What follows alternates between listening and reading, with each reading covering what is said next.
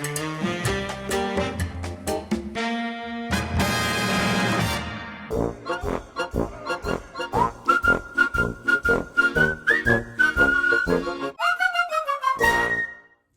my ravenous readers. It's Uncle Sean here. Welcome back to Kelly Street.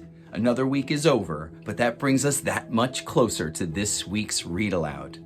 So this week we're going to be diving back into Charlie and the Chocolate Factory, written by Roald Dahl and illustrated by Quentin Blake. And you know, readers, we're getting closer and closer to the end of this little adventure. In fact, after this week's chapter, there's only one more chapter left for us to read. It's been the best day of young Charlie's life, and today we're going to find out what happens now that the other children are going home. Well, there's only one way for us to find out, so sit back, get comfortable, and let's read. "We must go down and take a look at our little friends before we do anything else," said Mr. Wonka. He pressed a different button, and the elevator dropped lower, and soon it was hovering just above the entrance gates to the factory. Looking down now, Charlie could see the children and their parents standing in a little group just inside the gates. "I can only see 3, he said. "Who's missing?" "I expect it's Mike TV, Mr. Wonka said, "but he'll be coming along soon. Do you see the trucks?" Mr. Wonka pointed to a line of gigantic covered vans parked in a line nearby. "Yes," Charlie said. "What are they for?" "Don't you remember what it said on the golden tickets? Every child goes home with a lifetime supply of candy. There's one truckload for each of them, loaded to the brim." "Aha!" Mr. Wonka went on. "There goes our friend Augustus Gloop.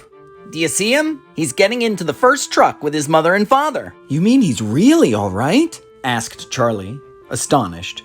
"Even after going up that awful pipe?"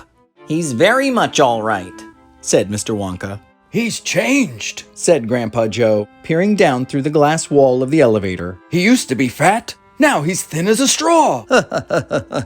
"Of course he's changed," said Mr. Wonka, laughing. "He got squeezed in the pipe. Don't you remember?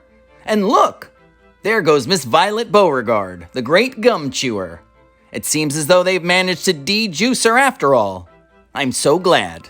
And how healthy she looks. Much better than before." "But she's purple in the face," cried Grandpa Joe. "So she is," said Mr. Wonka. "Ah, well, there's nothing we can do about that."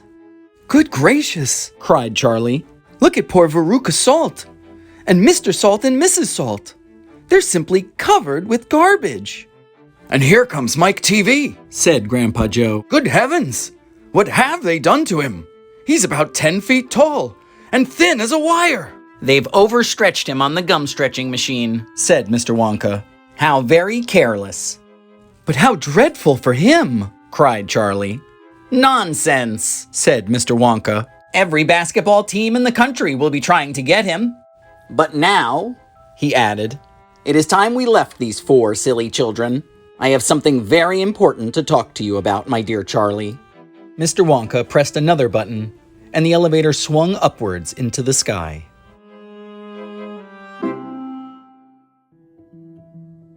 Well, that's the end of chapter 29, and we've said our goodbyes to all the other guests, though I'm not terribly sorry to see them go.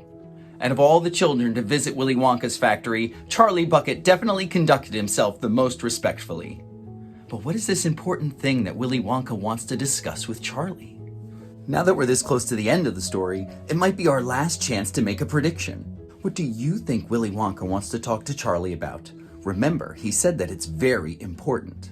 If you're watching this video with someone, you could stop it here and share your ideas.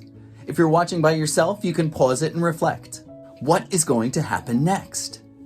Well, readers, that's all the time we have for this week's episode. But if you've been enjoying our reading time together, be sure to like this video, subscribe to Kelly Street Productions, and hit that bell icon so you can be notified about upcoming videos.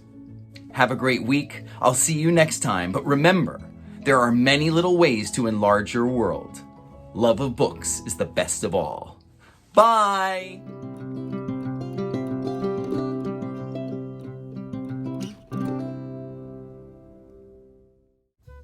Well, look who's still here. Oh, I'm so glad you stuck around to the end of the video because now that everybody else is gone, do you want to hear a joke? Good. Oh, fantastic. So, in celebration of the great glass elevator, how about we tell an elevator joke this week? So, do you know why elevator jokes are so good? Because they work on so many levels. Get it? See you next time.